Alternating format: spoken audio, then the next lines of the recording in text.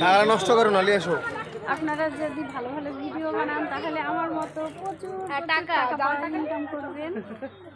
জাল টাকা কেউ বলেছে জাল টাকা?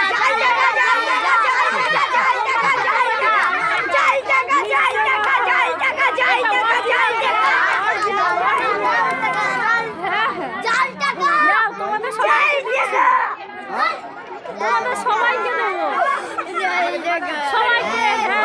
ফুচকা খাওয়ার জন্য কে কে নেবে? কে কে নেবে? আমার এই টাকা তোমার কথা